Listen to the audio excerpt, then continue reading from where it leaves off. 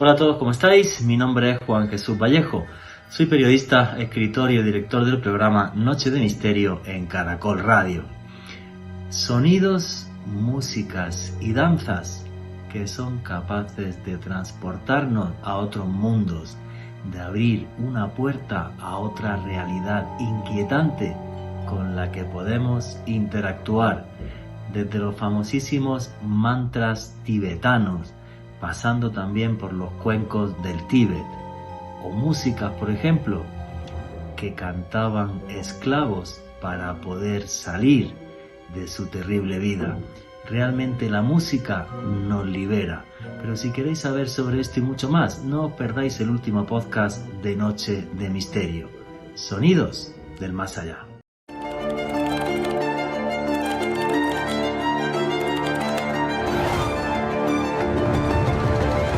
Hola a todos, ¿cómo estáis? Mi nombre es Juan Jesús Vallejo. Soy periodista, escritor y director del programa Noche de Misterio en Caracol Radio. Sonidos, músicas y danzas que son capaces de transportarnos a otros mundos, de abrir una puerta a otra realidad inquietante con la que podemos interactuar, desde los famosísimos mantras tibetanos, pasando también por los cuencos del Tíbet, o músicas, por ejemplo, que cantaban esclavos para poder salir de su terrible vida. Realmente la música nos libera. Pero si queréis saber sobre esto y mucho más, no os perdáis el último podcast de Noche de Misterio. Sonidos del más allá. Noche de Misterio. Juan Jesús Vallejo. Los que estén acostumbrados a escuchar este programa o este podcast, esta introducción les va a sonar un poco rara, precisamente porque no tengo ningún sonido de fondo. El silencio puede llegar a ser maravilloso, aunque algunas veces también puede resultar inquietante.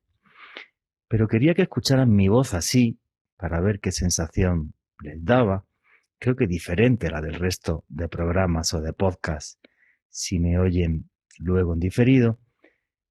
Pero quería arrancar así, repito, porque el programa de hoy va sobre sonidos del más allá. Y es que el sonido y la música son capaces de transportarnos hasta otros mundos, sacarnos de una prisión y llevarnos incluso a oler la libertad. Es posible que no me crean, pero les quiero contar en esta introducción una pequeña historia. En 1947, en Estados Unidos, en concreto en el estado de Alabama, iba un día en su carro un señor, era jovencito todavía, un filósofo y etnólogo llamado Alan Lomax. Y este señor iba con su padre, con John Lomax, que era etnomusicólogo. Digamos que era un experto en antropología de la música. Y estos dos señores, cuando iban por Alabama, en una carretera secundaria, de repente vieron cómo un grupo de presos de color estaba trabajando en el arcén de la carretera. Pararon su carro, pusieron el cassette a grabar y lo que escucharon fue algo fabuloso. Es algo que les va a demostrar que la música es capaz de hacer a los presos salir de prisión para estar en libertad. Lo que escucharon fue algo maravilloso, y es que la música nos libera. Lo que van a escuchar ahora es todo cantado por gentes de color, todos presos, casi todos ellos analfabetos. Jamás en su vida nadie les había enseñado música. No sabían solfeo, prácticamente ninguno sabía tocar un instrumento, solo con sus voces y el ritmo de las azadas cavando, eran capaces de componer una melodía que los sacaba del presidio. Tanto impactó esta melodía a Alan Lomax y a su padre, que se dedicaron durante varios años a grabar los presos en las carreteras de diferentes estados de los Estados Unidos de América, y sacaron un par de discos que se llamaron Lomax Collection. Lo pueden escuchar a través de YouTube todavía. Es más, incluso el archivo etnomusical de Alan Lomax está todo en YouTube, en un canal que creo que tiene su hijo, él ya falleció. Pero esta historia me parece fascinante. Cuando le digo a la gente que la música es misterio, que el sonido es misterio, muchas veces la gente me dice, no, pero esto ¿qué vas a hacer? ¿Un programa del sonido para levitar? O no, para nada. La música tiene la capacidad de liberarnos. El sonido es capaz de liberarnos, de llevarnos a trances, como hacían los antiguos chamanes en medio de la selva. Lo que están haciendo esos presos que oyen ahora de fondo también se llama chamanismo. Solo con su voz y con el ritmo marcado por las azadas eran capaces de volar libres. Buenas noches, noctámbulos. Mi nombre es Juan Jesús Vallejo. Lo que queráis seguirme en redes sociales, mi Twitter es @JuanGVallejo, Juan J.E. Vallejo. En Instagram y en Facebook me podéis encontrar como Juan Jesús Vallejo. Y esto es Noche de Misterio, y aquí lo que hacemos es periodismo de misterio. Nosotros os ponemos los hechos encima de la mesa y vosotros decidís qué hay detrás y qué no. Para todos los que os guste el periodismo de misterio, que sepáis también que tenéis un canal de YouTube que es Oculto tras la sombra. Todas las semanas sacamos ahí vídeos. Hoy he sacado uno, por ejemplo, hemos sacado uno sobre el tesoro oculto de los templarios. Qué historia tan preciosa me parece la de Alan Lomax. Luego leeré incluso algún texto de él, cómo defendía en sus trabajos de filosofía y de etnomúsica la equidad de las culturas. Se dedicó a investigar música que salía del pueblo, del alma en diferentes países del mundo, y hablaba de cómo la música es un reflejo social, cómo todas son tremendamente importantes y cómo no hay una cultura mejor que otra. Tenemos que conservarlas absolutamente todas. Son un patrimonio inmaterial de la humanidad. A mí me fascina el sonido que os he puesto, el que grabó en Alabama en 1947. Esos presos, con sus voces, siendo capaces de volar a través de la música y de la imaginación. Repito, ya tenéis un numeral que es Sonido Caracol. Vamos a arrancar el programa sin más. Alejandro Bernal, buenas noches, amigo, ¿cómo estás? Buenas noches, Juan Jesús. Saludo para usted, para Richie en los controles, para nuestros invitados de esta noche, Francisco y Ana Cristina, y desde luego para todas las personas que nos escuchan en directo a través del dial, por medio de las diversas frecuencias de Caracol Radio en toda Colombia.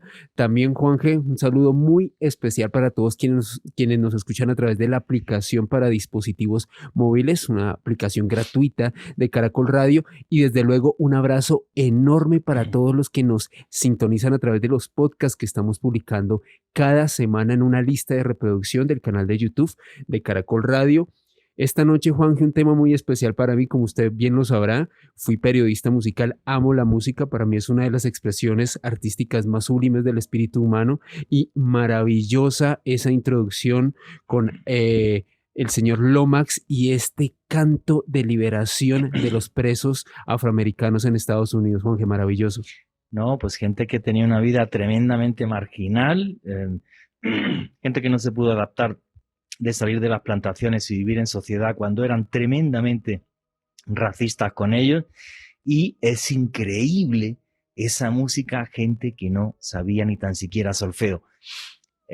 Y tenemos también aquí otra persona que sabe también bastante de música, que ha estado varias veces ya en el programa, Francisco Salazar, que es psicólogo, estuvo en el taller que hice de periodismo de misterio. Buenas noches, Francisco, ¿cómo estás? Juan Jesús, un saludo muy especial para ti, para Ana Cristina, para Alejandro, para Richie en los controles y por supuesto para toda la gran audiencia de este programa Noche de Misterio. Muy bien, muy contento, muy motivado con este tema. Como lo decía Alejandro, eh, la música es algo de la esencia del ser humano desde su propia génesis. Ya la música estaba allí y vamos a mirar varios ejemplos que nos muestran eso de manera clara y contundente. Y Juan Jesús, ahora estaba pensando cómo en muchos programas tuyos tú eres fuerte con la crítica de nosotros, los seres humanos, de nuestra condición humana en relación con el planeta, con lo que nos rodea. Y yo siempre he compartido con esa posición que tú tienes. Pero asimismo, has hecho un reconocimiento maravilloso a cómo la condición humana genera algo tan maravilloso como es la música, y en eso también estoy en plena sintonía al respecto. Creo que la música es de las cosas que como especie podríamos enorgullecernos si en algún momento dado tuviéramos una comunidad con la cual nos llegáramos a encontrar, una comunidad extraterrestre. Uno con orgullo podría hablar de la música como eso que tenemos para mostrar, ocultando esas tristes vergüenzas que tenemos de otras realidades, ¿no? Pero la música es algo mágico. Sí, claro, y lo que vio Lomax en la música es que era un reflejo social, que era un reflejo del alma de los pueblos, o sea, le daba una importancia tremenda y además se asustaba mucho con todo este proceso que está habiendo, obvio, ahora leeré un texto de él, eh, con todo este proceso que está habiendo de una globalización absurda que acaba con lo local.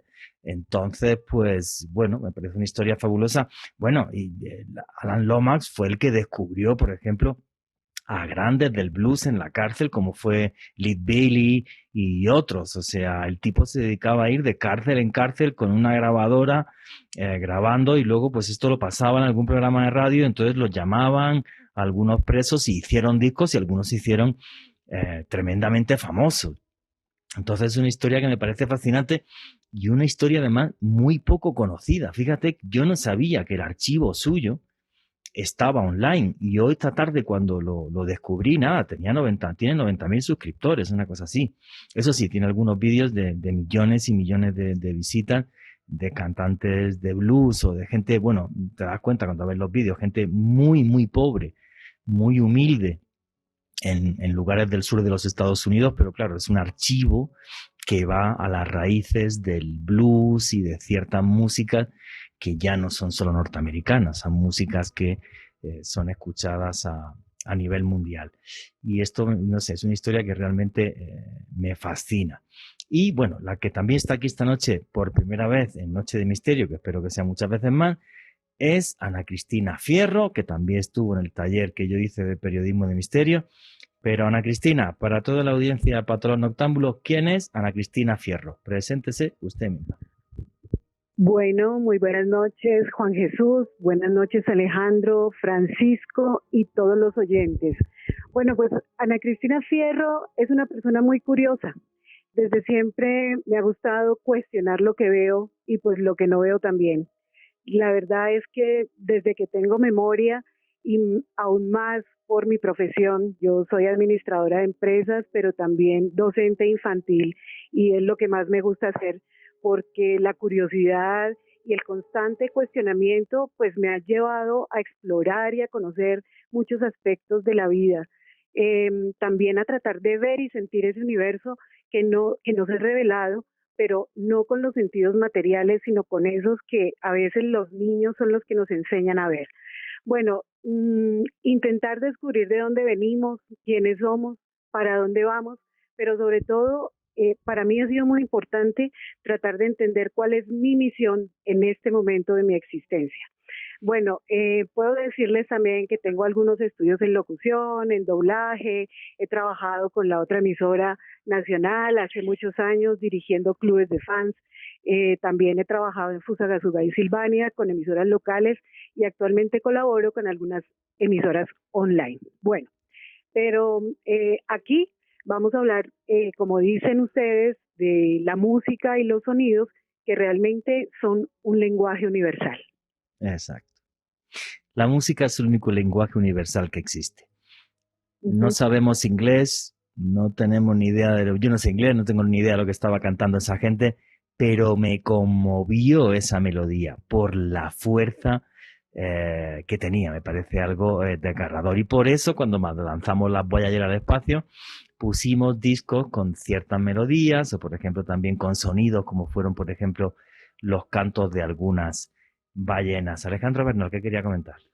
Juanje, el papel de Alan Lomax fue tan importante en la historia del blues y de la música del siglo XX que incluso Brian Eno, uno de los productores más importantes también del siglo pasado, que estuvo trabajando con los Beatles y muchos otros artistas, Eno decía que es gracias a Alan Lomax que se produjo la explosión del rhythm and blues, del blues, y que básicamente sin que Lomax, o más bien es gracias a Lomax que pudieron existir, que se allanó el terreno, artistas como los Beatles, como los Rolling Stones, como la Velvet Underground.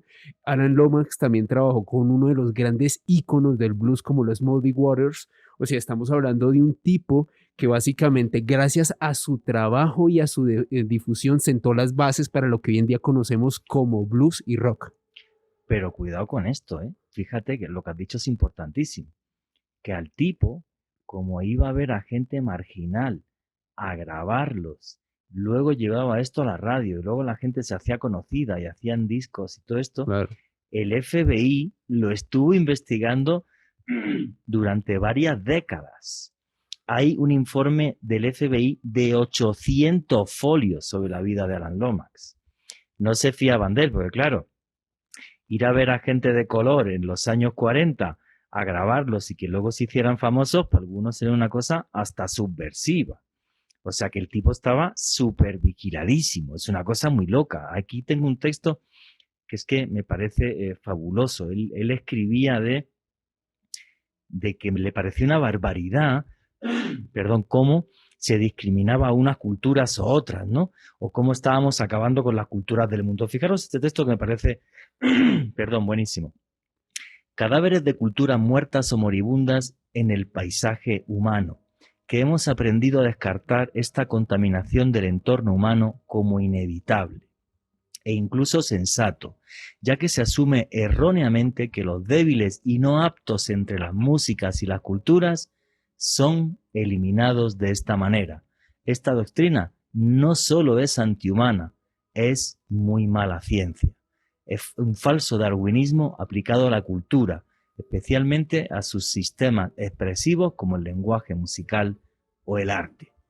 Me parece maravilloso lo que dice este tipo. O sea, la discriminación no, porque el que canta es un negro, entonces ya no le hacemos ni caso, ¿sabes? O porque es que, o sea, no, y la cultura no hay ni mejor ni peor, somos diferentes y realmente esos sonidos y esas músicas son capaces de transportarlo a uno. Yo, por ejemplo, voy a contar una cosa así como si estuviéramos entre amigos, si no estuviera aquí en Caracol que me escuchara la gente.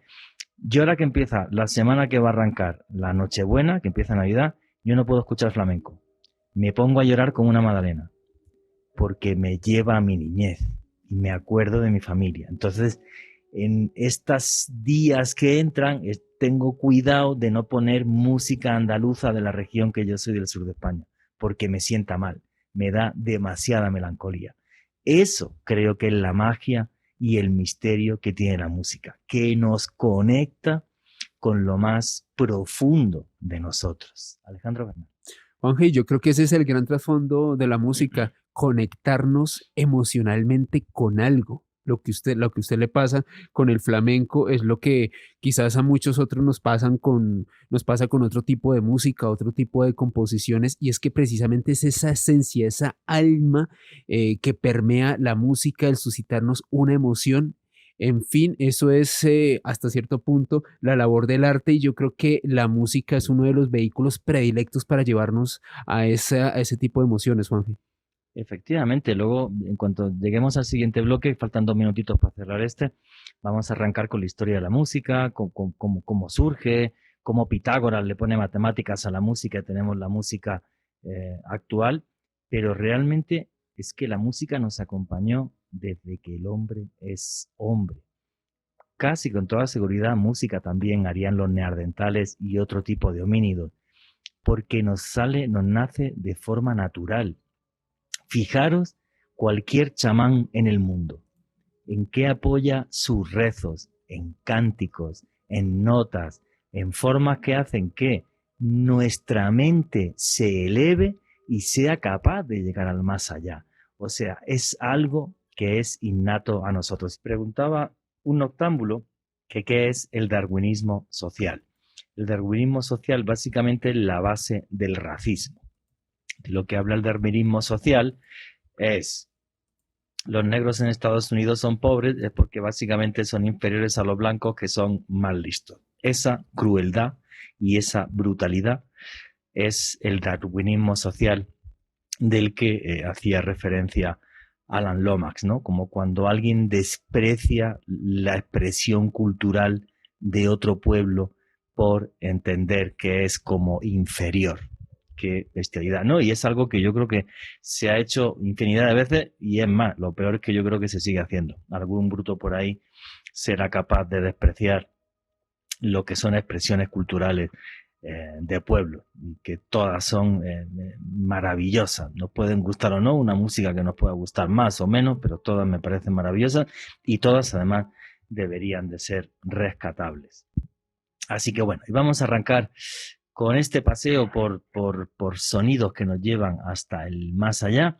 Y Francisco Salazar, ¿cómo arrancó la música? De esto hay como muchas hipótesis porque no hay textos escritos. O sea, básicamente lo que se entiende o creemos que es que la música nació asociada a fenómenos religiosos. Pero claro, por fenómeno religioso este concepto es tremendamente amplio, porque sería el chamán que le canta al sol cuando está amaneciendo, porque el sol es Dios, pero también habría música en la fiesta para que la gente coja desenfreno y haya sexo, porque sin sexo no hay vida. Es que la música nos acompaña en todos nuestros aspectos sociales.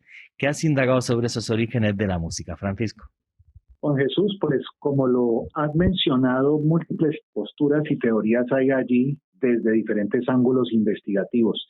Para nombrar algunas, empecemos diciendo que hay posturas que plantean que la música está en la propia génesis, esencia, naturaleza e instinto del ser humano por muchas condiciones que se han dado en nuestra vida intrauterina. Cuando estamos en el estado intrauterino, los sonidos que escucha ese ser que se está gestando son principalmente los latidos del corazón.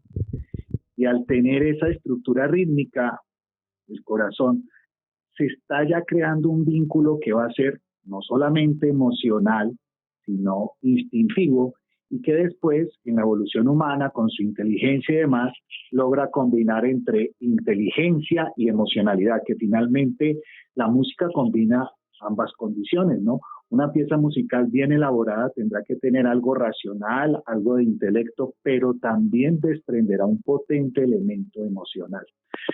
Entonces, en ese orden de ideas, esas primeras posturas muestran cómo la génesis humana tiene incorporados los sonidos y por ende las estructuras musicales, que además, si lo vemos, son condiciones de la gran mayoría de especies animales, ¿no?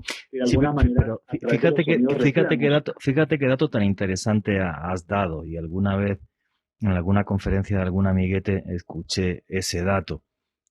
La música empieza con el ritmo porque ritmo tiene nuestro corazón, y si no nos late el corazón, estamos muertos.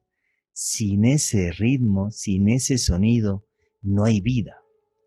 Y yo me imagino a los seres humanos en las cavernas hace muchos miles de años, pues precisamente con la voz y solo un palo y una piedra, con un ritmo y esa voz, hacer un canto que los llevara a un trance. Cuando uno analiza las pinturas rupestres, por ejemplo, ahí sí está claro que la música era fundamental en los rituales que había para la caza. Claro, porque si no cazas, no comes y también te mueres. O sea, que esa es la historia. Básicamente, continúa, Francisco, que te corté. Sí, no te preocupes. Totalmente de acuerdo. Y además en ese orden de ideas vamos viendo cómo el ser humano, precisamente en esos rituales que tú comentas, empieza a tener en la música un apoyo emocional fundamental e importante. Muchos investigadores de la línea de las ciencias sociales plantean de que la música logra, por un lado, fortalecer, consolidar certezas humanas y, por otro lado, atenuar, disminuir y aliviar las incertidumbres que tenemos. Y en ese sentido, desde esa época prehistórica, el ser humano tenía una mentalidad supersticiosa frente a cosas que no podía entender, cosas como el hecho de ocultarse el sol y no saber si iba a volver a salir o no, fenómenos naturales que no podía dar cuenta de ellos. Entonces, como tú mismo lo mencionaste, empieza a través de los sonidos a buscar calmar esas incertidumbres y angustias que de alguna manera la música empieza a traerle como ese alivio para este tipo de elementos. Y en ese sentido encontramos los autófonos, que son, por ejemplo, los sonidos que se dan en los de hueso contra piedra, o los membranófonos, que ya son membranas de animales que ellos de alguna manera ponían para crear los primeros instrumentos de percusión como los tambores, ¿sí? Y crear auténticas cajas de resonancia, los cordófonos, ¿sí? Como el arpa. Y así hay una modalidad de instrumentos, los aerófonos, como las primeras flautas construidas en piedra. Y lo mencionaste, rituales que van enfocados a no solo a lo sobrenatural, sino a actos tan importantes como la reproducción, la vida y la muerte. Correcto, hay una cosa muy interesante. En la vida, el ser humano desde esa época entendió que la vida era representada, y tú lo dijiste ahora que hablábamos del corazón, la vida era representada a través de danzas, de movimiento y sonidos, y la muerte de estados pasivos y silencios. Y si tú ves una buena pieza musical, te va a combinar sonidos, pero también momentos de silencio, pausas. Sí, no tiene lógica una canción o un fragmento musical que solo sea música, ¿no? Sonido, porque va a saturar y no va a crear la verdadera intención. Y una cosa que has dicho que también creo que es clave para entender esto. La música nos puede llevar a un éxtasis y ese éxtasis se ve en la danza. La gente no solamente hace música, sino que otros danzan. Y cuando nos metemos en la música nos olvidamos del mundo porque estamos danzando y estamos en movimiento. Ana Cristina, ¿quería contar algo? Claro que sí. Esto que está diciendo Francisco acerca de los sonidos que sirven para atenuar y disminuir incertidumbres y angustias, desde mi punto de vista de docente de niños pequeños, fíjense que es lo mismo que hace una madre o que hacemos las madres y muchas veces los padres cuando un niño está llorando, cuando un niño está asustado. ¿Qué hacemos? Lo alzamos, lo colocamos en nuestro regazo y es un murmullo. Fíjense que con un simple cántico, que a veces no tiene ni letra, ¿cierto? Un murmullito podemos calmar a los niños porque los tenemos cerca al corazón, tenemos el latido, que es lo que está hablando Francisco, pero además la música, el murmullo que emite la madre o la persona que alce a ese niño, hace que precisamente se atenúe la incertidumbre y la angustia de ese bebé. Sí, hombre, la música te calma o la música te vuelve loco. ¿Sabéis cómo sacaron a Noriega de Panamá? No sé si sabéis esta historia.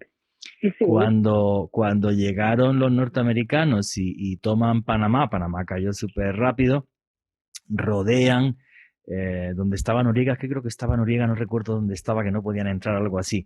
Y lo que hicieron fue poner thrash metal y el tipo aguantó 24 horas, ya no aguantó más, dijo, no, pues, que me lleven a la cárcel, pero ya no aguanto más, o sea, ya no puedo más. Es una historia curiosísima, había que buscarla en detalle, pero es una historia que me parece fabulosa. Bueno, pues Francisco nos ha relatado genial cómo fue ese origen de la música, cómo surgieron esos primeros ritmos, cómo la voz tuvo que hacer también de instrumento en esa época y cómo esto nos ha acompañado desde siempre. Y luego llegó un tipo que se llamó Pitágoras, y Pitágoras a esto lo que intentó fue hacerlo matemáticas. O sea, realmente demostrar que había un concepto de armonía, aunque la historia de Pitágoras es muy curiosa porque lo que decía Pitágoras básicamente con su teoría de la armonía de las esferas es que si los planetas se movían y el movimiento es vibración, el universo tiene que tener una música. Y esa música del universo está regida por las matemáticas y la música es música porque tiene una serie de proporciones. Comenta la historia que a Pitágoras se le ocurre esto o tiene esta idea, aunque es una leyenda, por el famosa anécdota de los martillos de Pitágoras, que es que él estaba un día por la puerta de una herrería y se dio cuenta que el sonido que hacía cada uno de los martillos no dependía de la fuerza del herrero, sino del peso del martillo. Y a partir de ahí, pues empezó a hacer cábalas y cogió una cuerda y la tocó y dijo, pues si esto suena así, divido la cuerda en dos y entonces lo toco, entonces sacó una serie de proporciones matemáticas que yo como de matemáticas no sé un carajo, no os quiero liar, pero me parece una teoría fabulosa. Primero, que realmente la armonía tiene una base matemática que tiene que estar respaldada en los números, como se da en la música, para que sea música y no ruido. Y segundo, que el universo en sí y nosotros dentro del universo somos parte de esta música, una música celestial que no podemos escuchar, pero es una música celestial que existe. Me hubiera gustado ver la cara de Pitágoras cuando si hubiera podido escuchar hace pocos años los sonidos que sacó la NASA de los diferentes planetas moviéndose a través del universo. No he cogido los sonidos para este programa, los hemos puesto en otros y otro día si queréis también ponemos. Incluso la Tierra también hace sonido. Francisco, ¿querías agregar algo a lo que he comentado de la armonía de las esferas? Sí, pues dos elementos, Juan Jesús. Pues primero, en relación a esta interesantísima teoría hay algo muy curioso también, ¿no? Y es que precisamente Pitágoras cuando la propone, la desarrolla y demás, pues por supuesto tiene como referencia nuestro sistema solar, en el cual hablamos de 8 planetas y hay una cosa muy importante y curiosa en lo que es la estructura de la música como tal en cuanto a lo que es la heptatónica, porque en la heptatónica nosotros vamos a ver la escala musical do, re, mi, fa, sol, la, si, son 7, pero normalmente en música se repite la primera, también va de última, terminan siendo 8.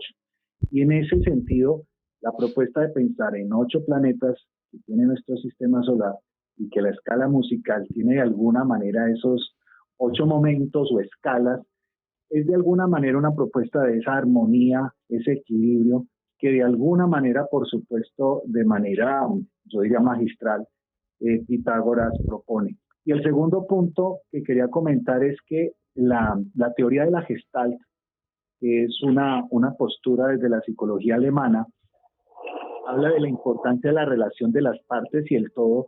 También se adhiere y tuvo en su momento histórico una importante referencia desde la teoría de Pitágoras. En algún momento dado entendemos desde la Gestalt que el todo es superior a sus elementos y a sus partes. ¿Qué significa eso cuando hablamos de música? Tú puedes tener percusión, un tambor, puedes tener un bajo, un piano, puedes tener una guitarra. Todos así puestos no te van a dar necesariamente algo armónico. Pero si los pones en función de unos sonidos donde cada uno va a hacer cosas particulares, el todo que vas a tener es esa magia que nosotros llamamos música, ¿no? Entonces la Gestalt siempre va a apuntar a la totalidad de las cosas, como en su momento Pitágoras planteaba de esa armonía que se daba, de esa conciliación que había de los contrarios, ¿no? De esos opuestos que en apariencia tenía el propio sistema solar. Muchas gracias, Francisco. Bueno, la primera partitura que se escribe en la historia, bueno, las partituras que nosotros conocemos con el pentagrama y todo esto, estos son de la Edad Media. Pero la primera vez que alguien escribe música aunque no sea de una forma tan perfecta, con lo cual se puede interpretar de varias formas, es en la antigua Sumeria con una cosa que se llama el himno de Ugarit. Francisco, ¿qué es el himno de Ugarit? Ugarit es una ciudad antigua del Mediterráneo, cercana al norte de Siria, donde se encontró pues una pieza antigua de más de 3.200 años de antigüedad, ¿no? Esa fue, como se ha considerado, pues la más antigua notación musical, y en ella pues era un himno dedicado a Nikal, que era la diosa de lo que era la productividad en esa comunidad, ¿no? La gran dama, que además era considerada la compañera de Yarik, que Yarik era el dios Luna. Y en ese sentido fue muy interesante encontrar que desde esa pieza musical tan antigua, estamos hablando cronológicamente más o menos, fue entre el año 1400 a 1200 antes de Cristo. Esa pieza musical fue la primera que se evidencia precisamente la propuesta de la escala heptatónica, ¿sí? Y cómo allí se ve claramente las primeras nociones de armonía. Esta pieza musical además tenía la interesante, digámoslo así, instrucción en unas tablillas adicionales que, aunque no se encontraron en su totalidad, se logró entender lo que decían, y daban instrucciones de cómo tocar el samún con doble M y con M también al final, que era un instrumento de 9 cuerdas, muy similar a lo que podemos conocer hoy en día como el arpa, o algunos incluso lo asemejan más a la propia lira. Y estas tablillas de esa época daban instrucciones de cómo tocar el arpa, de cómo afinar el arpa, y además instrucciones para que quien fuera a interpretar a través del canto este himno tuviera unas instrucciones precisas en términos de entonación para asegurar esa armonía. No, la verdad que es clarísimo y es súper importante este himno de Ugarit, porque lo que nos demuestra es que la música era parte fundamental en las sociedades desde hace muchos miles de años. Bueno, yo pienso que de todos modos para la época era asemejar casi los sonidos de la naturaleza, ¿no? El viento, posible, los sí. Árboles, el sonido que hacen las aves cuando golpean el madero del árbol. Entonces, pues pienso que esa era la referencia que ellos tenían, y pues si eso era con lo que se iban de rumba, pues bueno, ¿qué vamos a hacer? No creo que se fueran de rumba con esto. Esto era para el rey y los colegas ahí en la corte. Yo no creo que la gente se fuera de fiesta con esto. Era la fiesta más aburrida de la antigüedad. Alejandro Bernal quería comentar algo. Francisco, comenta. Sí, qué pena. Una cosa muy precisa para darle la palabra a Alejandro. Simplemente que hay que entender que este himno de alguna manera era dedicado mucho a la actividad del cultivo, ¿no? Del cultivo y de la prosperidad para ellos, porque Ugarit fue una población de mucha fuerza y potente en el terreno agrícola, ¿no? Entonces, digamos que si lo vemos así, y un poco lo que estaba diciendo precisamente ahora Ana Cristina, creo que era la relación con la naturaleza, y por eso la vemos como de esa forma, ¿no? Era eso. Alejandro Bernal quería comentar algo. Juanje, precisamente este himno de Ugarit, también algunos historiadores lo denominan el himno a Nikal, esta partitura que se plasmó en tablillas de arcilla hace miles de años. Y curiosamente, Juanje, desde hace, atrevería a decir que 2-3 décadas ha habido un movimiento de world music por tratar de volver a traer estos sonidos muy autóctonos e incorporarlos dentro de la música popular al día de hoy. Bueno, el himno de Ugarit, primera partitura que se escribe en la historia. Pero, además de la música, también hay que pensar que los sonidos en sí y el sonido en sí es capaz de transportarnos. No solamente capaz de transportarnos, sino de provocar un estado alterado de conciencia demostrado científicamente, que esto es lo que me parece mucho más interesante.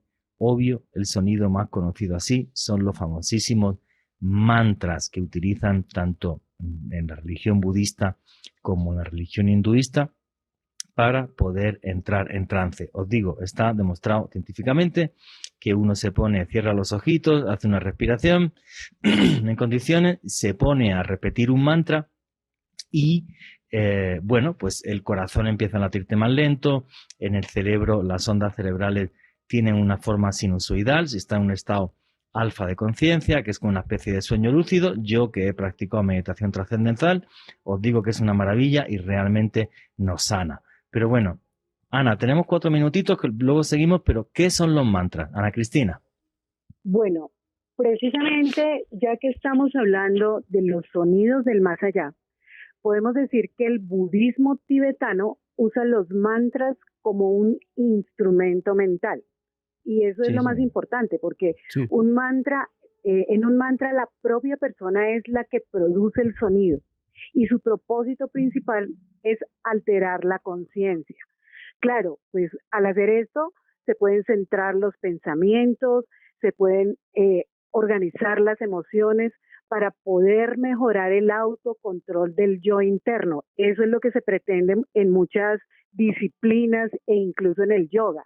Y es que todo el tiempo la conciencia nuestra y los pensamientos andan divagando y andan como locos y no nos dejan realmente organizarnos en la vida, y necesitamos un poquitico como algo que calle todos esos pensamientos que andan como locos, y muchas veces los mantras son los que nos van a ayudar a aquietar la mente para poder concentrarnos y tener autocontrol.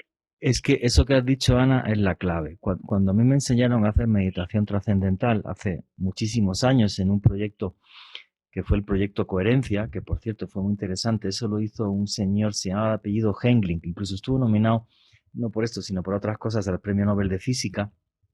Lo que defendía Hengling es que si hay muchos miles de personas repitiendo un mantra y están en un sitio localizado, por ejemplo, aquí en Bogotá, esa tranquilidad y esa paz se transmite a nivel social alrededor de nosotros. Él hizo el experimento en Nueva York y las 2 horas que duró la meditación, juntó muchísimas miles de personas a meditar en Central Park, las 2 horas que duró la meditación bajó la delincuencia en Nueva York como un 40%, algo que no se podía explicar de absolutamente ninguna forma. Y lo que te dicen cuando aprendes a hacer meditación trascendental es eso. Hacer meditación no es que no pienses o piensa una cosa, no. Libera tu mente. Que te viene un pensamiento de una cosa, déjalo. Que se va y viene otro, déjalo. Pero no fuerces tu mente.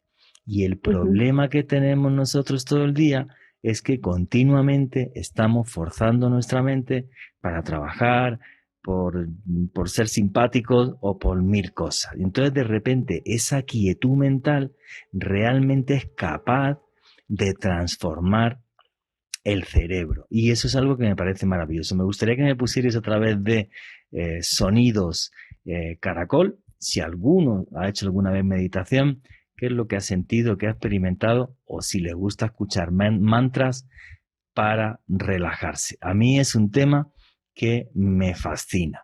Alejandro Bernal, ¿qué es lo que están comentando los noctámbulos ahora mismo a través de Twitter? Aquí FJ Crespo nos comenta lo siguiente. He escuchado mantras y la que abre la glándula pineal y sinceramente no he sentido nada, pero tengo muchos déjà vu y sueños vívidos. Es algo extraño. Es que escuchar mantras no sirve para nada. Lo que tienes que hacer tú es recitar los mantras, que tampoco sirve para nada si antes no haces un tipo de respiración que se llama pranayama, para ser exacto. Haces la respiración, te relajas 5 minutitos, luego cierras los ojos y empiezas a recitar los mantras. Porque uno coge y escucha un mantra, no levita, ni entra en meditación, ni absolutamente nada. Nada de nada. Tiene que ser en el proceso en el que he dicho. Primero, un tipo de respiración que se llama pranayama, 5 minutos, y luego ya al repetir los mantras si estás haciendo meditación trascendental. Y es una cosa alucinante, porque, por ejemplo, yo recuerdo la primera vez que lo hice, la sensación que tiene uno cuando notas que el corazón empieza a latirte más lento. Eso es una sensación alucinante, pero alucinante. ¿Qué más preguntas y comentarios hay? Jason Posada, maravilloso programa. El arte que hay en cada cosa de la naturaleza con sus sonidos o cuando nuestra alma quiere hacerse notar, produce melodías que nos llevan a otro nivel de humanidad. Efectivamente, es que la música nos hace humanos, ese tipo de sonidos nos hacen humanos. Lo que comentaba yo antes, ¿no? Lo que me pasa cuando digo música del lugar en el que nací, pues depende de cómo sea, me puede pegar bastante fuerte. ¿Por qué? Pues porque la música es un sistema de comunicación directo y nos llega directo al alma, sin lenguajes y por encima del lenguaje, perdón, y de cualquier otra cosa. ¿Más preguntas y comentarios, Alejandro? Cintia desde la Argentina, un abrazo muy especial para todas las personas que nos escuchan desde el Cono Sur, nos dice lo siguiente. Esto me recuerda a un programa de History donde teorizaban sobre el poder del sonido como algo creador y tangible. Lo relacionan con el Om hindú. Sí, efectivamente. El otro día estuve viendo ese documental, por cierto, que está genial y bueno, efectivamente, el poder creador del sonido y si entendemos, como decía Pitágoras, y tenía razón en esa hipótesis, que realmente el universo es una armonía que todavía no hemos sido capaces de escuchar. ¿Qué más preguntas y comentarios? Aquí Luis Guillermo Suaza, sobre la canción con la que iniciamos el programa de Alan Lomax, nos dice lo siguiente. Es una mezcla de tristeza, alegría y esperanza. Me recuerda a la canción de los esclavos en la película 12 años de esclavitud. Que bueno, sí, yo creo que tiene como un toque, no sé, es como una especie de melancolía, ¿no? De cuando eran libres o algo, no sé, pero tiene una fuerza esa música alucinante. ¿Qué más preguntas y comentarios hay? Don Pirobo. La música empezó hace 600.000 años, cuando nuestros antepasados en África tocaban los maderos en la noche, cocinando los alimentos a la luz de la hoguera. La música no es lo más importante. La música es lo único realmente importante del ser humano. Es lo que nos diferencia del resto de formas de vida. Muy bien, una última pregunta y seguimos. Aquí Alejandro Aguirre nos dice, la música debe figurar entre las habilidades más misteriosas del ser humano. La manifestación musical en época arcaica era basada en cuestión de funcionalidad social, por lo que la música se creaba y se practicaba en grupos, nada distinto a lo del día de hoy. Qué buen comentario ese. Efectivamente, la música tiene una función social y esa función social es siempre en grupo y eso nos une como tribu.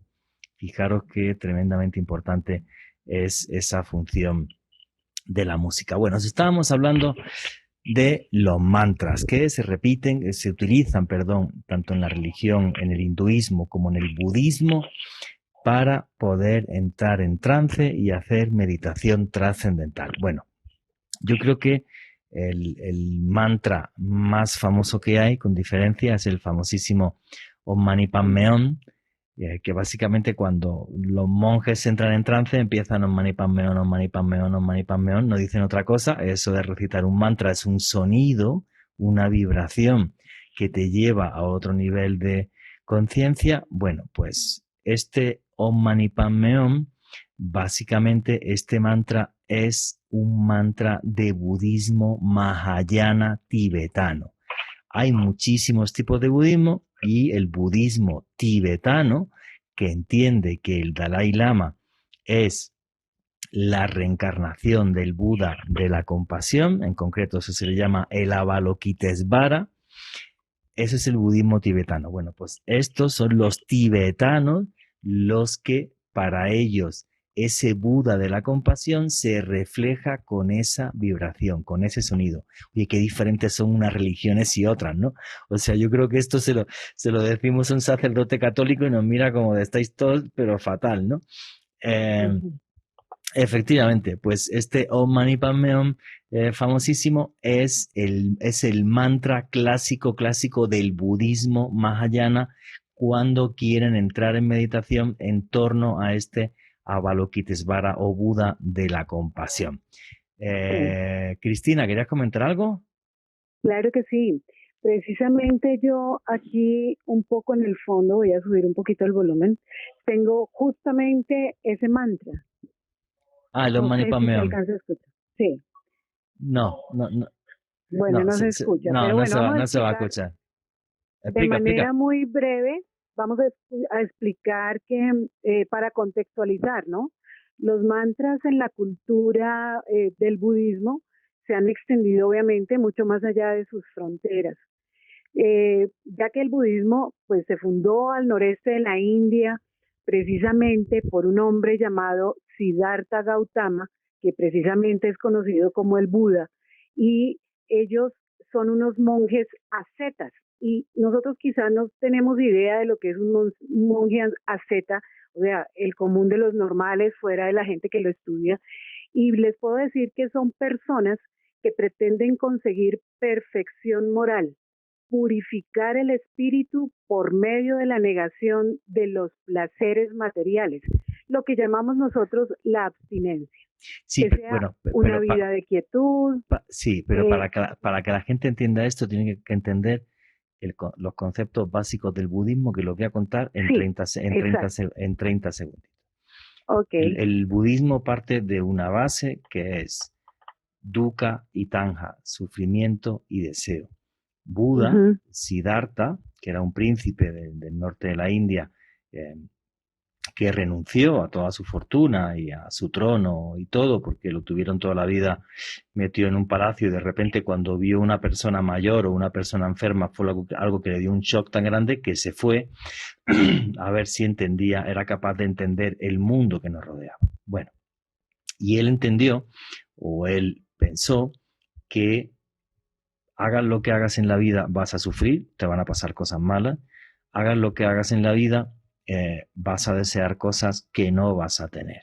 En función de esto creó una cosa que se llaman las cuatro nobles verdades, y básicamente el budismo es un camino de revelación espiritual. Lo digo porque lo llevo practicando muchos años.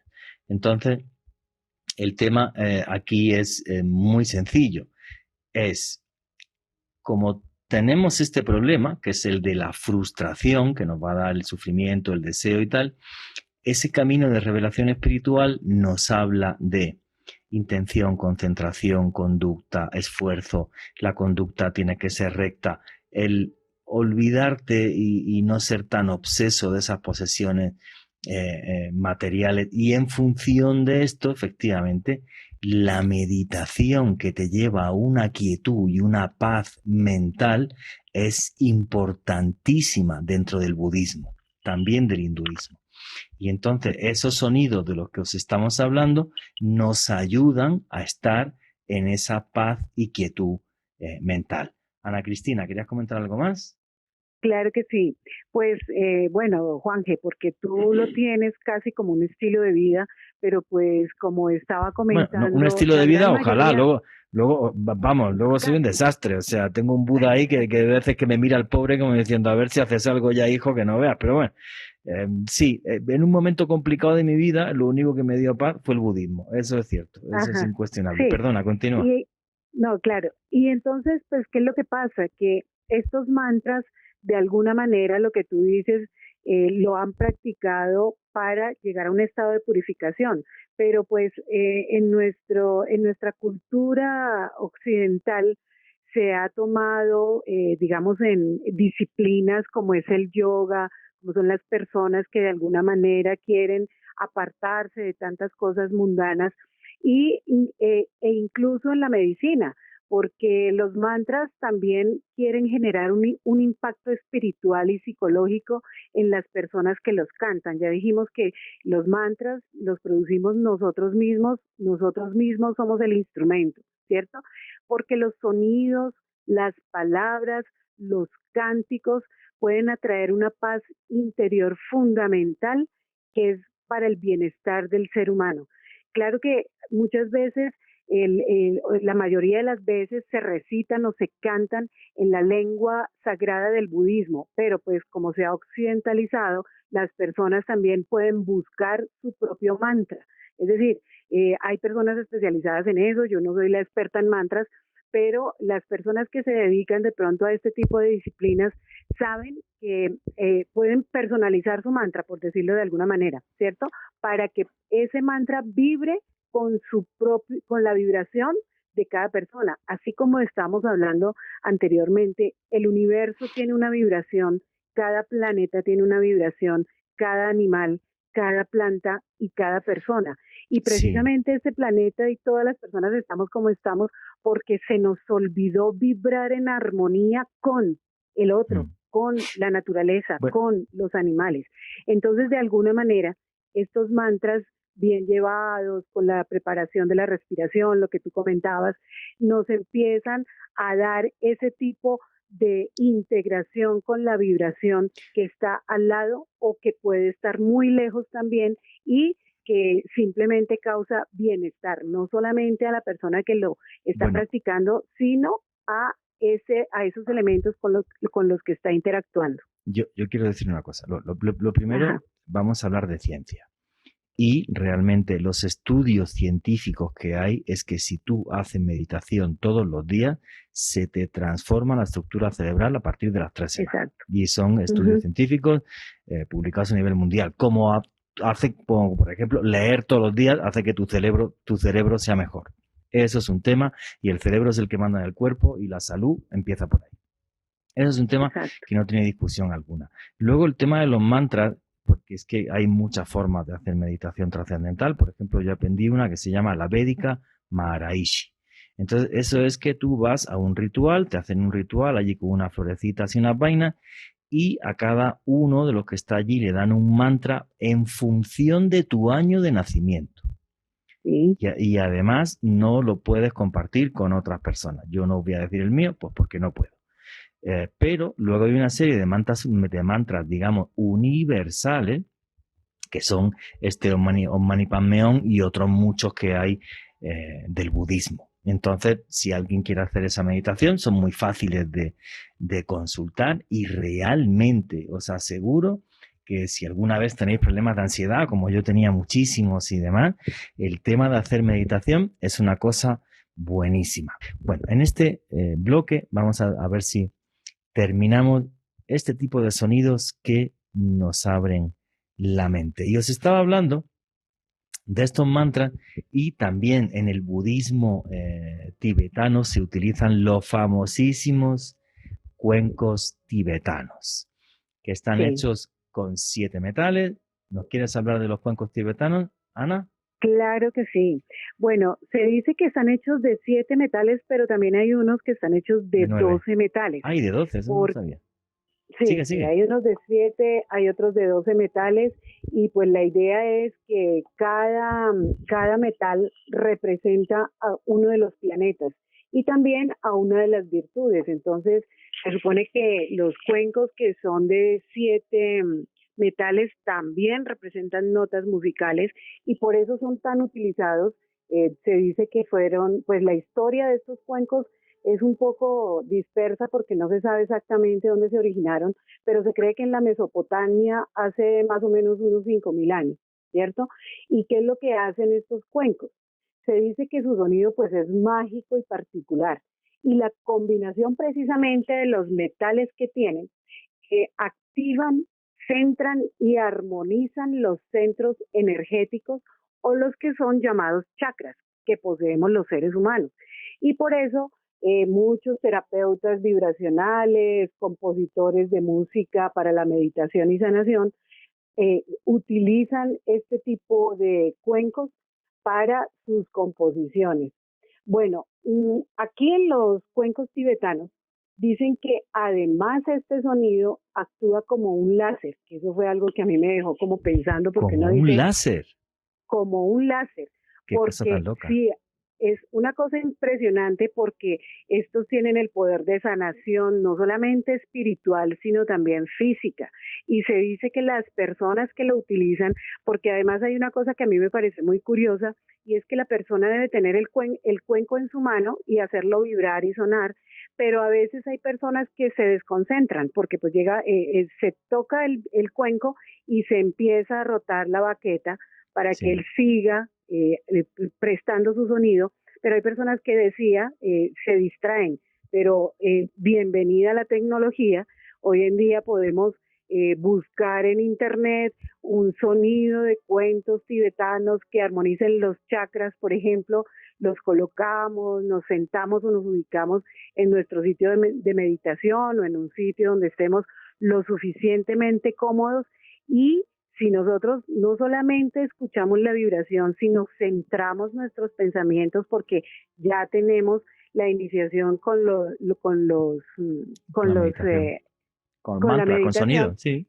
Exacto, con el sonido que producen además estos cuencos, el organismo y las células empiezan a vibrar a una misma frecuencia del cuenco, y esto hace que se armonicen las células, la irrigación sanguínea, y obviamente así como va a mejorar nuestro estado, digamos, de buen genio, nos va a quitar el estrés, nos va a ayudar, por ejemplo, me pareció muy interesante que ayuda a personas con condiciones especiales.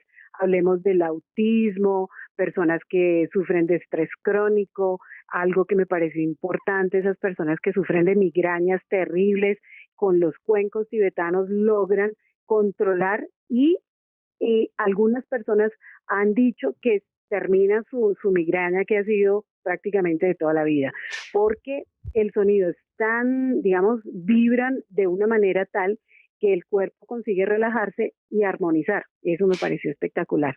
No, y una cosa que me parece muy importante, Cristina, el hecho de que tenemos que pensar y cuidar toda nuestra salud mental, que es que parece que Exacto. nos da vergüenza decir que tenemos estrés o ansiedad y tal, y no, mira todas las cosas que pasan y las tragedias que vivimos por no hablar abiertamente, sin tapujos, de esto.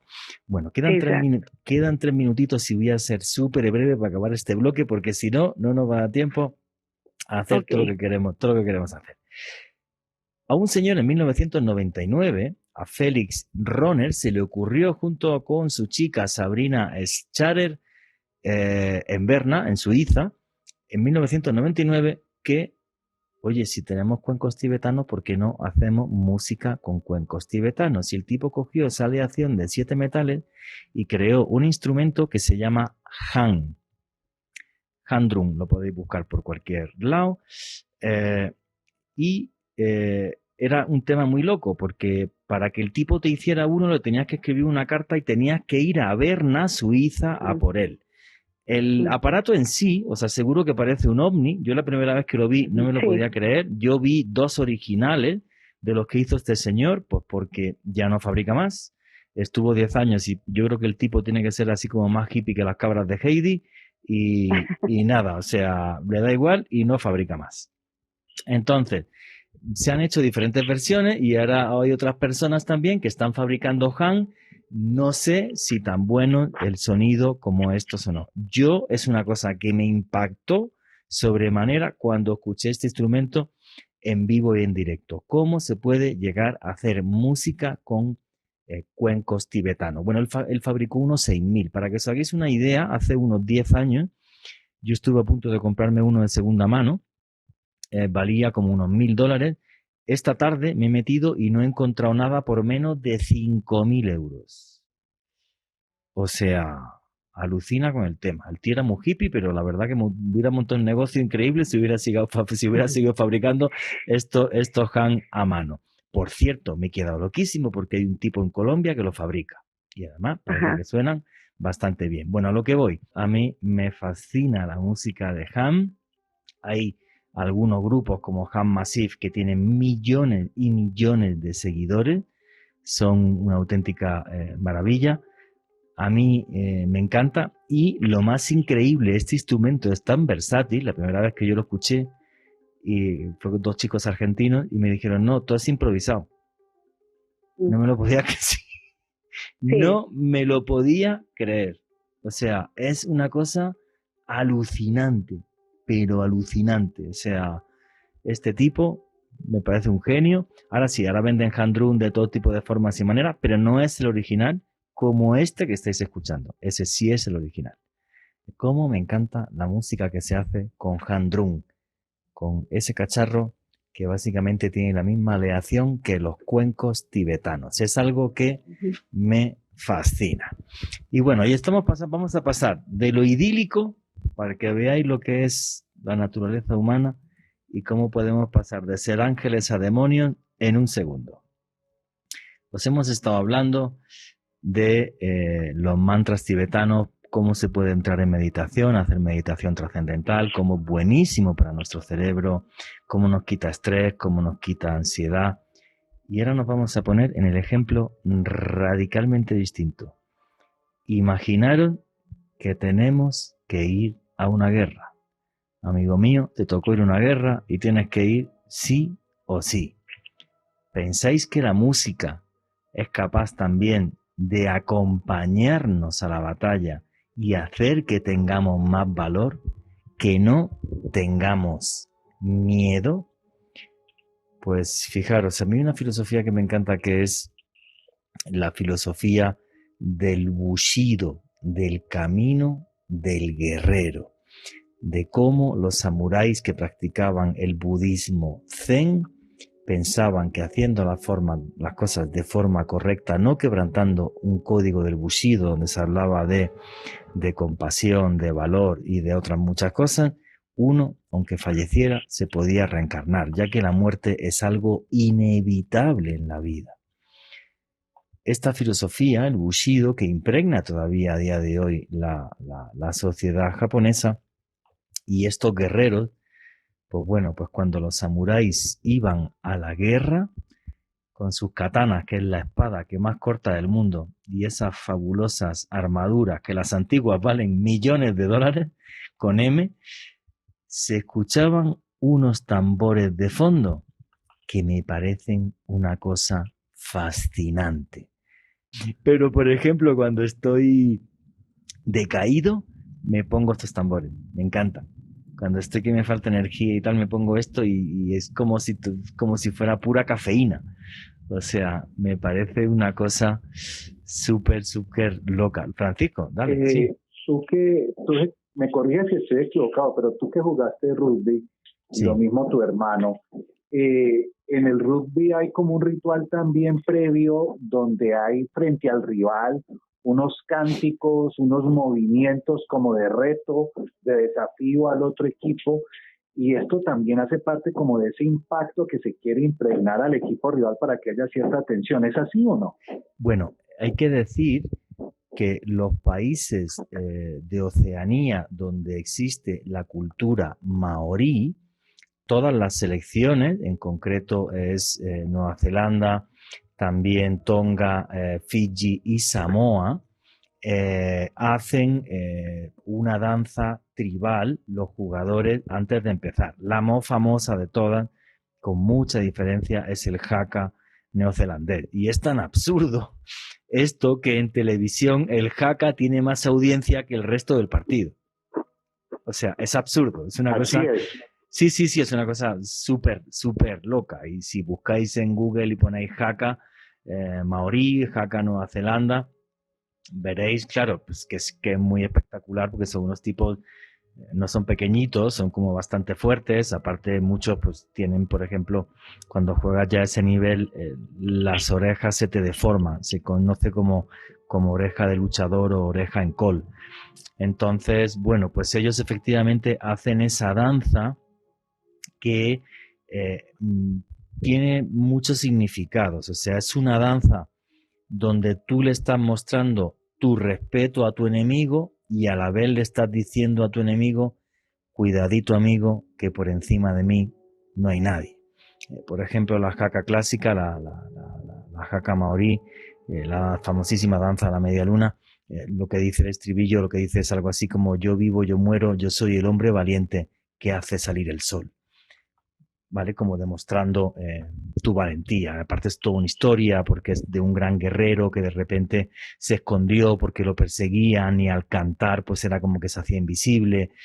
Bueno, y es un tema que sirve para muchas cosas. Sirve para un tema de integración social de la cultura maorí con la cultura británica, que es la que llega ahí, creándose una nueva cultura, porque blancos y maoríes todos absolutamente danzan el haka y repito, lo hacen todos los equipos que son de Oceanía, que tienen cultura maorí, como pasa también, por ejemplo, con Tonga, con Fiji o con Samoa.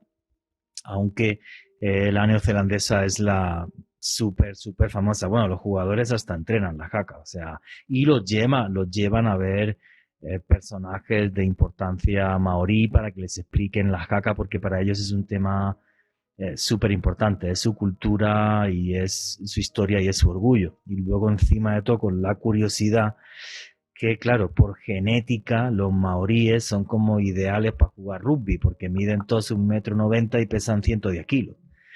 Entonces, claro, pues como que se han integrado súper bien. Yo todavía recuerdo, esto que voy a decir, bueno, es que me acabo de acordar, un poco chistoso. Yo dejé el rugby en el 97, justo cuando se hizo profesional. Yo tengo el pectoral izquierdo partido en dos, la rodilla izquierda destrozada, el codo izquierdo también destrozado. Y bueno, pues contratamos al mejor jugador maorí sub-18. Pues, en aquella época, bueno, todavía no se pagaban los platales que se pagan a día de hoy. Y luego, sobre todo, una cosa, era un chaval muy joven, tenía 18 añitos. Y bueno, pues estudiaba en la Universidad de Granada, le dábamos el curso gratis y aparte pues su buen dinero y comida, alojamiento, todo. Bueno, total, que el chaval se vino un año, obvio, solo estuvo un año pues porque luego con ese nivel pues jugó en Nueva Zelanda o no sé en qué más países jugó. Bueno, el tipo era enorme, era una cosa absurda. No sé, yo creo que le llegaba por el pecho. Y era gigantesco, era maorí, llevaba siempre un hacha de piedra en el cuello, que era el torneo, digamos, el trofeo al mejor jugador sub-18 de etnia maorí. Y un día, tomándome una cerveza con él, le pregunté, pues claro, en aquella época, justo cuando surgió un tipo que se llamaba John Alomu, que era de origen tongano, que se nacionalizó, neozelandés. El tipo medía 1,98 m y pesaba 118 kilos. Y hacía los 100 metros en 10,7. Wow. Fue el mejor jugador del mundo del rugby. Y yo le pregunté a aquel personaje, oye, pero qué enorme es este tío, ¿no? 1,98 m, 117 kilos. ¿Y sabes la respuesta que me dio? No, en su tribu en Tonga, de donde es, del pueblo ese, son todos igual. Lo que pasa es que es el único que juega rugby, los demás no. Pero que sepas que no es el más grande. Son todos lo mismo. Exactamente. Y yo me quedé, no sabía si reírme o decir, no, me decían, no, en esa tribu que yo estaba ahí son todos igual. Exactamente lo mismo. Entonces fue una cosa como muy chistosa. Sí, es algo súper conocido y fíjate que lo pensé incluso para el programa, haber puesto una jaca, pero dije, bueno, como siempre estoy con lo del rugby, van a decir que soy un abuelo cebolleta, que no me voy de lo mío. Pero bueno, sigamos para adelante. Unos genios a la hora de meter miedo con un silbato, con un sonido, a la hora de la guerra, eran los aztecas, los que conquistaron todo el altiplano mexicano, creando todo un imperio. Y cuando iban a la guerra para dar miedo, hacían sonar una cosa que todavía a día de hoy, 1000 años después, sigue aterrando. Yo no sé vosotros, yo estoy enfrente de los aztecas y o le tiro una pedra al tipo del silbato y me lo cargo al principio o me voy corriendo. Porque realmente es como súper desagradable. No sé qué os parece, Ana Cristina, Francisco, que estoy muy callado. No, pues imagínate, eso parece que estuvieran torturando a alguien. Si yo escucho ese ruido, pero no veo que lo produce, como que me escondo, ¿cierto? Porque yo digo, donde me cojan me van a hacer lo mismo. Eso no, parece como si estuvieran torturando a alguien. Es súper desagradable. Es una cosa que a mí me parece súper desagradable. Y fijaros lo importante que es el objetivo, Juan Jesús, creo que cumple el objetivo de infundir miedo al otro. O sea, definitivamente es espeluznante y en eso simplemente se muestra la magia y la creatividad del ser humano a la hora también. Ya habíamos dicho, la música nos puede llevar a estados magníficos de relajación, de trascendencia, pero también a estados bien complejos e infernales como ese sonido. Qué buen comentario. Pues fijaros el programa. Hemos arrancado con Alan Lomax y estos hombres que, siendo esclavos del siglo XX, se sentían libres gracias a esa música. Os hemos puesto los mantras tibetanos y los cuencos tibetanos que hacen que nuestro cerebro mejore y nos quite el estrés. Hemos pasado de eso a la guerra Y ahora nos vamos a ir a escuchar música cantada por ángeles. Alejandro Bernal, ¿quién es Hildegard von Bingen? Precisamente Juan Jesús, una religiosa, filósofa, compositora, lingüista, una mujer polifacética que nos legó una obra y una música excepcional, Juanje, para algunos musicólogos, algunos expertos en esta materia, una de las músicas más celestiales que se ha compuesto a lo largo de la historia. Bueno, un poco sobre el contexto de esta mujer. Era una religiosa alemana que nació en el año 1098, fue la 10ª hija de una familia de 10 hermanos, era la menor. Y resulta que sus padres eran muy creyentes, Juanje, y la entregaron a la iglesia como un diezmo cuando era menor de 10 años. O sea, es una mujer que desde muy niña estuvo muy ligada a la vida religiosa, a la vida espiritual.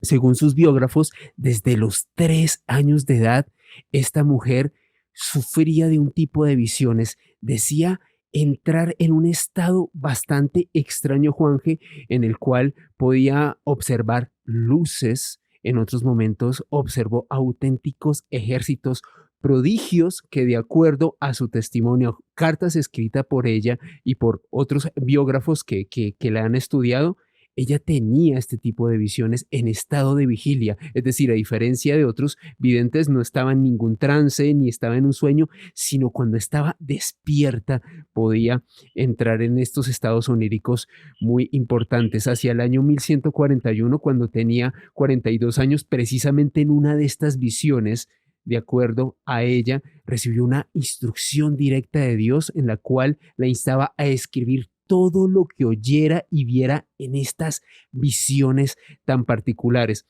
Aparte de todo esto, Juanje fue una mujer que definitivamente hizo un aporte muy importante a la ciencia. Publicó libros como Física, que era básicamente un compendio de medicinas de ciencia natural de la época. O sea, hay que tener en cuenta, Juanje, que pues primero no era muy común que una mujer realizara este tipo de labores, y sobre todo que lo hiciera con tal eficacia y con tal respeto como el que ganó esta Hildegarda von Bingen. Pero hablando sobre su música, Juanje, que en específico es lo que vamos a apreciar dentro de algunos momentos, se conoce que esta mujer compuso 78 obras musicales. O sea, estamos hablando de una obra muy prolífica.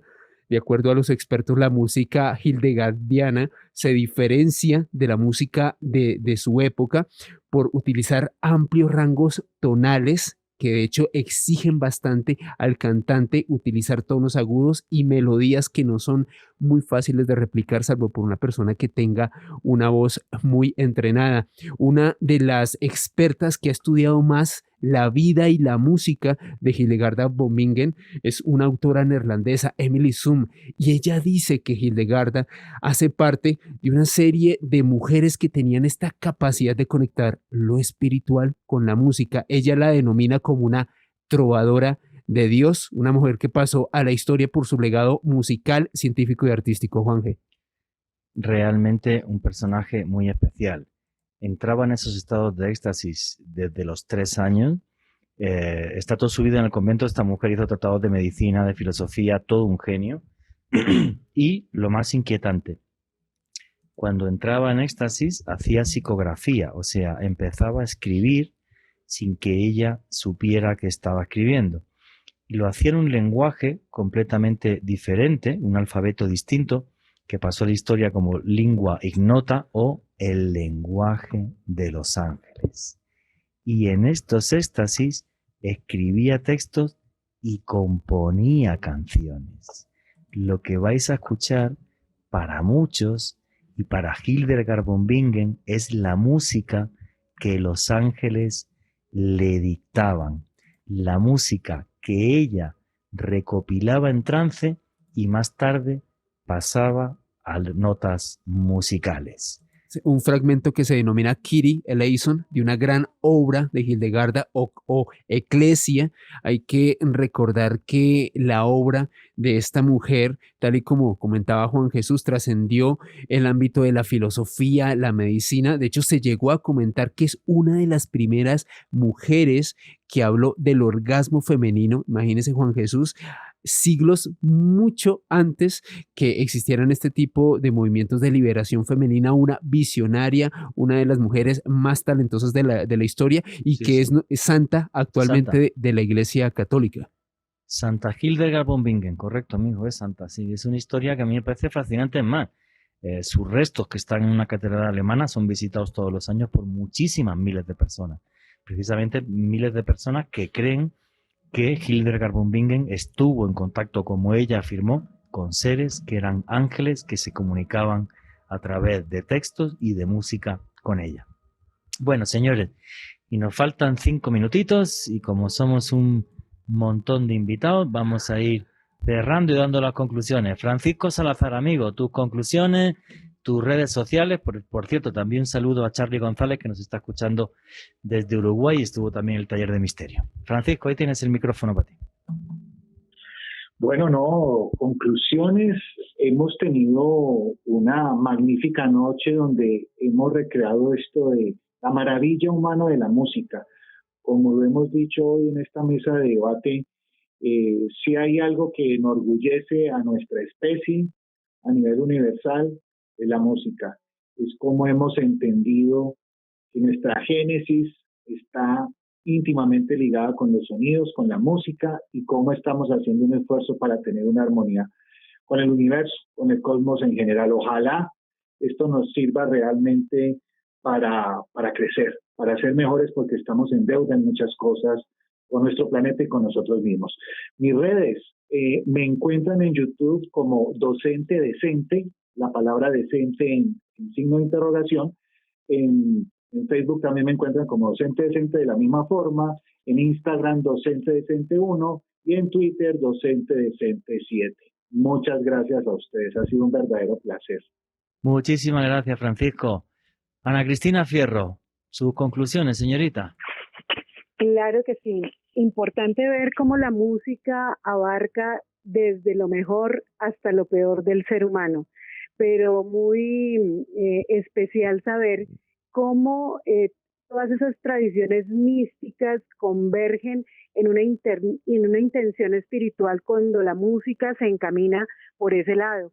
Y por eso es importante ver que podemos tener relajación, calma. La música puede liberar serotonina, también puede liberar de forma natural dopamina, endorfinas, y a veces la gente busca este tipo de sensaciones en cosas externas que simplemente les está haciendo daño a su organismo. Entonces, pienso que la conclusión es saber que la misma naturaleza nos está brindando los medios para crecer espiritual y físicamente.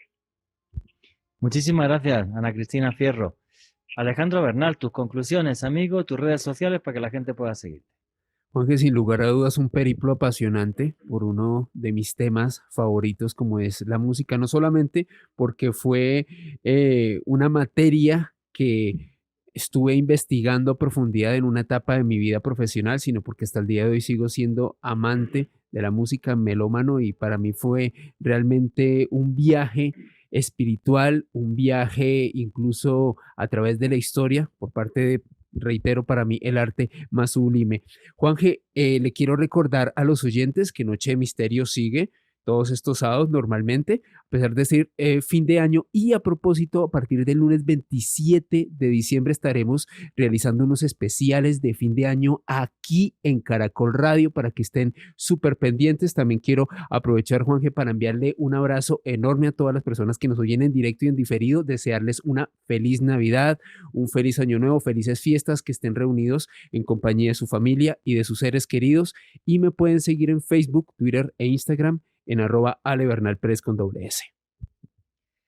Pues yo lo que creo es que todos tenemos una melodía de nuestra vida.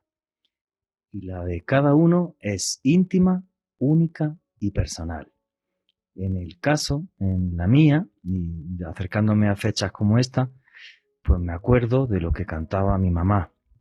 Ese flamenco, esa música del sur de mi país, donde se mezcla lo árabe, lo africano, lo europeo, lo mediterráneo.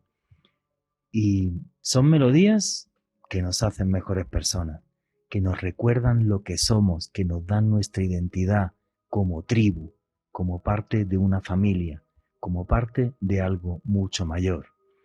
Melodías que nos acompañan desde el día que nacemos cuando nos bautizan y de fondo suena algo en la iglesia, hasta cuando vamos a la guerra y tenemos que ser valientes, o incluso cuando nos vamos al más allá y estamos en un funeral.